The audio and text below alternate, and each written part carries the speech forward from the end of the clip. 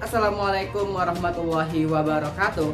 Salam sejahtera bagi kita semua. Shalom Om Swastiastu, Namo Buddhaya. Salam Konstitusi.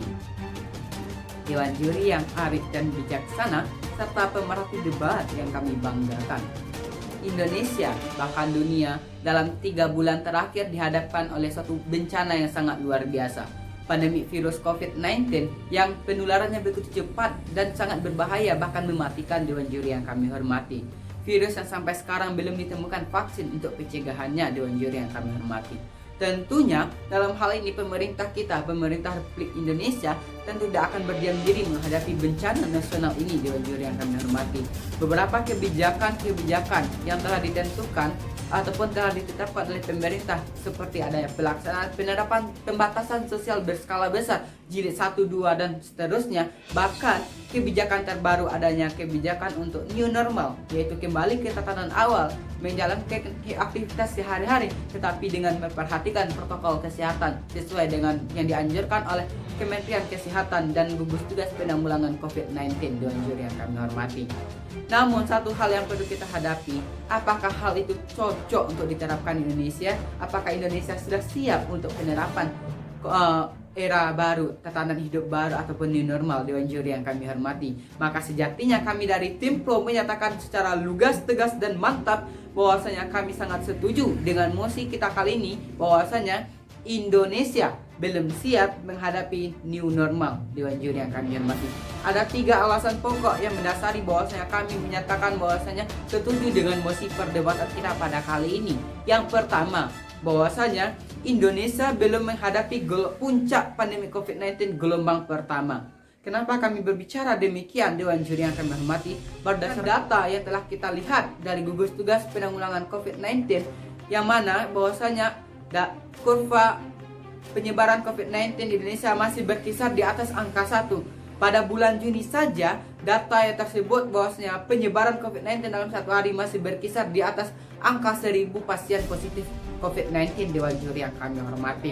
Oleh karena itu, sejatinya hal krusial yang perlu dipahami oleh pemerintah dengan masyarakat, era new normal ini sebenarnya boleh diterapkan oleh negara-negara di dunia asalkan negara tersebut memenuhi syarat yang dilakukan oleh WHO, yaitu harus berhasil menanggulangi penyebaran COVID-19 secara masif.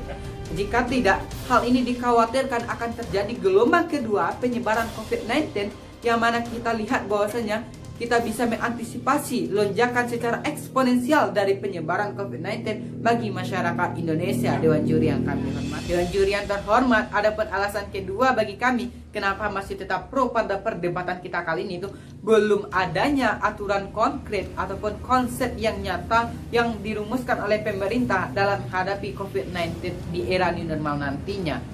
Kenapa demikian? Walaupun Menteri Kesehatan telah mengeluarkan keputusannya nomor 328 tahun 2020 tentang panduan pencegahan dan pengendalian COVID-19 di tempat kerja, perkantoran, dan industri dalam mendukung keberhasilan usaha pada situasi pandemi, itu kita lihat sama sekali tidak ada ubahnya dengan kebiasaan-kebiasaan yang telah kita lakukan sejak awal COVID ini merebak, Dewan Juri yang kami hormati. Seperti anjuran untuk rajin menggunakan masker di tempat di luar rumah.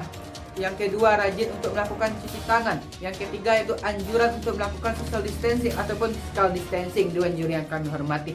Lantas di sini yang kita pertanyakan, apakah yang baru dari regulasi yang ada? Kenapa hal ini tentunya hal ini sudah kita terapkan, namun kita bisa melihat bagaimana efeknya tentu tidak bisa berubah sama sekali, Dewan Juri yang kami hormati. Kasus corona semakin hari semakin meningkat juga, Dewan Juri yang kami hormati. Belum lagi ada istilah OTG, orang tanpa gejala, yang kena corona tanpa ada sebab sedikit pun, Dewan Juri yang kami hormati. Lantas di sini kita mempertanyakan kebijakan pemerintah, apakah ini dinilai aman? Apakah pemerintah bisa menjamin keamanan dari masyarakat Indonesia ketika new normal ini diterapkan, Dewan Juri yang kami hormati? Nah, adapun alasan ketiga kami kenapa new normal ini sebenarnya belum siap diterapkan untuk di Indonesia, yaitu rakyat Indonesia kebanyakan dari mereka adalah masyarakat yang kurang disiplin. Hal ini bisa kita lihat bahwa dari pelaksanaan PSBB kemarin, ada rakyat yang berbagai macam cara. Ada yang masyarakat yang partisipatif, ada yang masyarakat antisipatif, ada masyarakat yang apatis, bahkan ada masyarakat yang pembangkang terhadap kebijakan telah dilakukan ataupun telah dibuat oleh pemerintah. Artinya di sini Peran serta masyarakat sangat dibutuhkan dalam menciptakan keberhasilan mengatasi pandemi COVID-19. Good governance dengan social solidarity sangat diperlukan menghadapi era new normal ini sebenarnya, Dewan Juri yang kami hormati. Belum lagi sikap masyarakat yang sangat rendah dalam hal literasi. Sebagian masyarakat menganggap new normal itu ya kembali kepada keadaan semula tanpa mengikuti anjuran dari protokol kesehatan. Itu sebenarnya sangat salah, Dewan Juri yang kami hormati. Indonesia akan sangat mudah untuk mengatasi permasalahan ekonomi akibat pandemi dibandingkan untuk menghidupkan satu rakyat yang meninggal karena pandemi. Sekian dari kami. Assalamualaikum warahmatullahi wabarakatuh. Salam konstitusi. Assalamualaikum warahmatullahi wabarakatuh. Shalom, Om Swastiastu, Namo Buddhaya. Dewan Juri yang terhormat, menarik mosi perdebatan kita pada kali ini, yakni Indonesia belum siap untuk menerapkan new normal. Dan pada kesempatan kali ini saya bertindak sebagai tim kontra Dewan Juri yang terhormat. Adapun mosi ini lahir dikarenakan adanya pandemi COVID-19 yang menyerang hampir seluruh negara di dunia, termasuklah negara Indonesia. Adapun kebijakan new normal merupakan kebijakan untuk mengaktifkan kembali kegiatan-kegiatan seperti biasanya, namun dengan syarat menerapkan protokol kesehatan yang telah disampaikan oleh pemerintah. Dewan Juri yang terhormat, adapun beberapa landasan penting yang akan saya sampaikan mengapa saya menolak mosi kita pada kali ini, ataupun seharusnya Indonesia sudah siap untuk menerapkan new normal. Setidaknya ada 3 poin penting Dewan Juri yang terhormat. Yang pertama, dari aspek kesehatan, bahwa sejatinya angka kesembuhan dari pasien yang mengidap penyakit COVID-19 ini mencapai 95% Dewan Juri yang terhormat, dan 5%-nya lagi mereka yang meninggal akibat COVID-19 ini merupakan pasien yang memiliki komplikasi penyakit seperti diabetes, stroke, dan lain-lainnya. Dewan Juri yang terhormat, ini mengindikasikan bahwa kita tidak perlu terlalu khawatir dengan pandemi COVID-19 ini diakibatkan angka kesembuhan yang sangat tinggi sekali. Dewan Juri yang terhormat pun disampaikan oleh dokter dalam dan luar negeri, direktur rumah sakit, dan tenaga medis lainnya juga menyatakan bahwa COVID-19 ini tidak terlalu berbahaya. Dewan Juri yang terhormat, seperti Dr. Andrew Kaufman dan Dr. Jack sebagai direktur rumah sakit di Mataram. Dewan Juri yang terhormat, dari aspek kesehatan Dewan Juri yang terhormat, seharusnya Indonesia sudah siap untuk menerapkan new normal. Dewan Juri yang terhormat. Yang kedua, kami memandang adanya aspek ekonomi. Dewan Juri yang terhormat, yang mana menurut data dari Kemenku, ekonomi Indonesia telah merosot minus 2,76%. Dewan Juri yang terhormat, akibat adanya pandemi COVID-19 ini.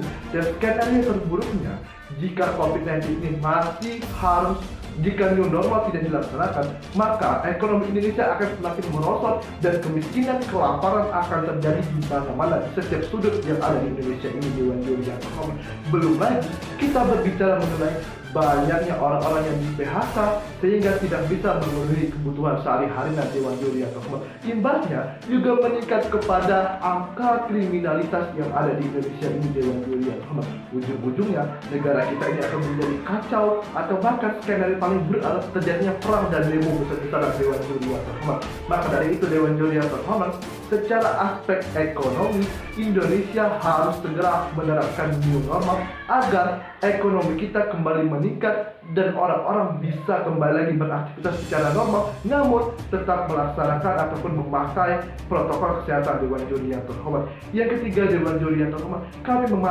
menilai dan menelisik lebih dalam lagi maksud dari kebijakan pemerintah untuk melaksanakan new normal ini. Dewan Juri yang terhormat, kita sama-sama mengetahui bahwa sejak bulan Maret Indonesia sudah menutup akses transportasi secara berangsur-angsur, lalu juga menutup tempat-tempat perekonomian. Dewan Juri yang terhormat, nah sekarang kebijakan new normal dilaksanakan awal bulan Juni. Dewan Juri yang terhormat, itu berarti bahwa pemerintah Indonesia sudah melihat dan mematangkan kebijakan new normal ini selama 3 bulan lamanya. Dewan Juri yang terhormat, ini mengindikasikan bahwa kebijakan new normal bukan suatu kebijakan tanpa persiapan yang dimatangkan terlebih dahulu. Dewan Juri yang terhormat, maka dari itu Dewan Juri yang terhormat, dari aspek kesehatan, dari aspek ekonomi, serta aspek kebijakan pemerintah yang telah dicanangkan untuk new normal ini, sejatinya Indonesia sudah siap untuk menerapkan new normal, Dewan Juri yang terhormat.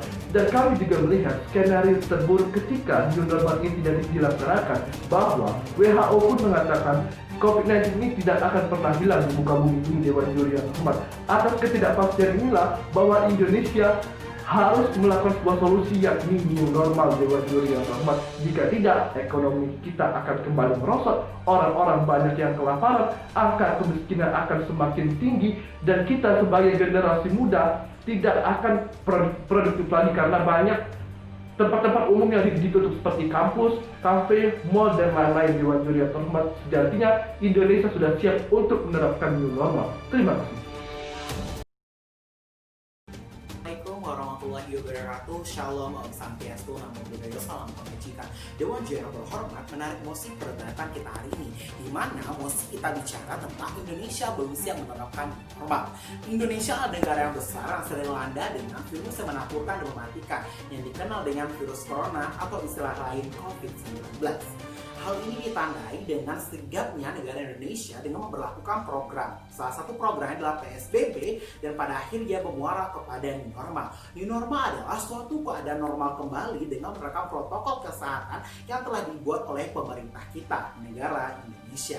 Sehingga pada akhirnya timbullah dua persepsi yang berbeda, di mana adanya pertarungan sengit antara tim pro dan tim kontra. Tim pro mengatasnamakan mendukung mosi perdebatan kita hari ini, di mana terlandasi dengan 3 poin penting. Poin pertama adalah tim pro mengatasnamakan bahwasanya data yang dikutip oleh Satgas Penanganan COVID-19 tercatat bulan Juni setiap harinya masih berada di angka 1. Ini menandakan bahwasanya belum siapnya Indonesia memperlakukan new normal itu sendiri, Dewan Juri terhormat. Poin kedua adalah negara Indonesia negara yang belum memiliki konkret atau regulasi mantap tentang new normal ini, sehingga banyak masyarakat yang belum mengenal dan mengetahui terhadap new normal itu sendiri, Dewan Juri terhormat. Sedangkan poin ketiga, negara Indonesia negara yang memiliki masyarakat yang kurang disiplin, ditandai dengan beberapa kasus banyak ditemukannya masyarakat yang tidak menaati peraturan, dan pada akhirnya new normal ini tidak bisa untuk diterapkan, Dewan Juri terhormat. Sedangkan tim kontra adalah orang yang menolak terhadap mosi perdebatan hari ini, di mana mereka mendukung terhadap new normal dengan adanya tinggal ada dasar utama.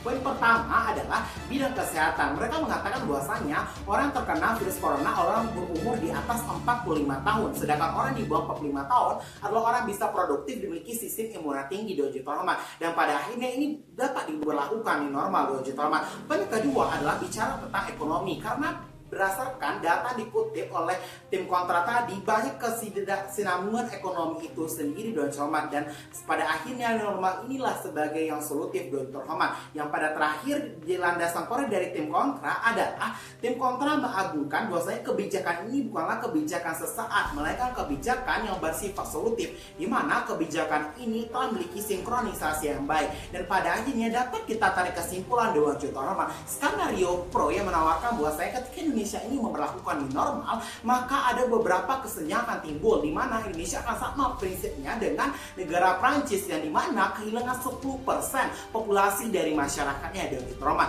Sedangkan tim kontra telah bicara mulai dari aspek sosial, aspek ekonomi, aspek kebijakan, dan dari aspek kesehatan. Dan pada akhirnya kita berhak untuk menentukan mana pilihan tepat untuk diberlakukan kepada negara kita, Indonesia. Maka pada akhirnya salam korupsi.